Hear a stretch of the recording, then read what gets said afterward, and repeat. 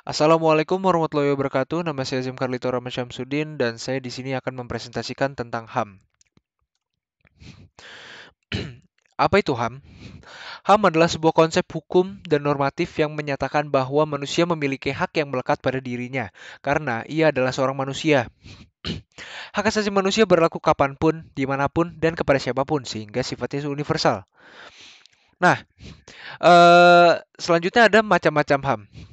Yang pertama adalah hak asasi pribadi. Hak asasi pribadi itu adalah hak asasi yang berhubungan dengan kehidupan pribadi manusia. Contohnya adalah hak kebebasan untuk bergerak, berpindah dan berpergian, kebebasan mengeluarkan pendapat, kebebasan memilih dan aktif dalam organisasi, dan hak kebebasan untuk memilih, memeluk, dan menjalankan kepercayaan yang diyakini masing-masing. Yang kedua ada hak asasi politik. Hak asasi politik adalah hak asasi yang berhubungan dengan kehidupan politik. Contohnya ada hak untuk memilih dan dipilih dalam suatu pemilihan, hak ikut serta dalam kegiatan pemerintahan, membuat dan mendirikan partai politik, serta organisasi politik lainnya, dan untuk membuat dan mengajukan suatu usulan petisi. Yang ketiga ada hak asasi hukum.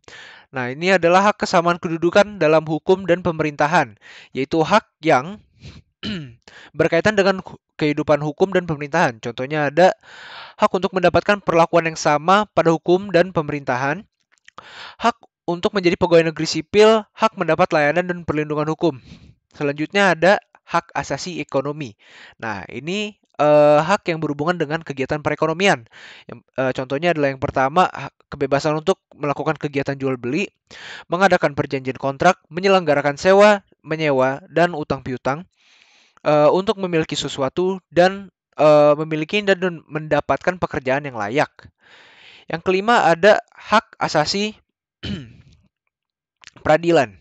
Nah, ini adalah hak untuk diperlakukan sama dalam tata cara pengadilan. Contohnya itu adalah hak mendapat pembelaan hukum di pengadilan, hak persamaan atas perlakuan penggeledahan, perungkapan, penangkapan, penahanan dan penyelidikan di eh, muka hukum. Yang terakhir ada hak asasi sosial budaya.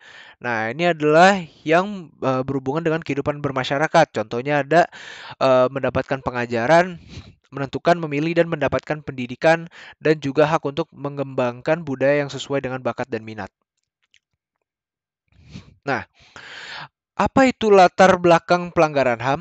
Nah, latar belakangnya itu bisa dibilang itu sikap karena itu mereka orang manusia-manusia bersikap egois, terus menyalahgunakan kekuasaan, menyalahgunakan teknologi dan ketidaktegasan aparat yang berwenang.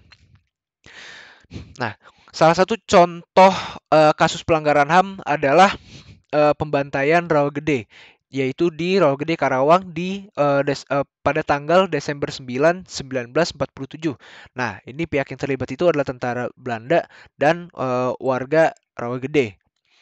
Nah, apa itu pembantaian Rawagede? Pembantaian Rawagede adalah peristiwa pembantaian penduduk kampung Rawagede yang sekarang terletak di Desa Balongsari, Rawameta, Karawang, di antara Karawang dan Bekasi, oleh tentara Belanda pada tanggal 9 Desember 1947 sewaktu melancarkan agresi militer pertama. Sejumlah 431 penduduk menjadi korban pembantaian ini. Ketika tentara Belanda menyerbu Bekasi, ribuan rakyat mengungsi ke daerah Karawang.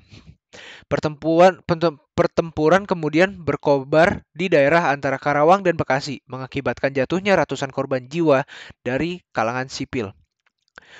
Upaya untuk menyelesaikannya ini adalah pada tanggal Jumat 9 Desember, Duta Besar Belanda untuk Indonesia, Geert de Zwaan, menyampaikan permintaan maaf dalam suatu upacara di Rawagede, sebuah desa yang terletak antara Karawang dan Bekasi yang sekarang bernama Balongsari. Selain meminta maaf, pemerintah Belanda juga akan memberi ganti rugi kepada 9 keluarga korban pembantaian masing-masing 20.000 euro atau sekitar 243 juta. Nah, selanjutnya ada apa yang bisa kita cegah, apa yang bisa kita lakukan untuk mencegah dan mencegah pelanggaran HAM. Yang pertama adalah pendidikan karakter.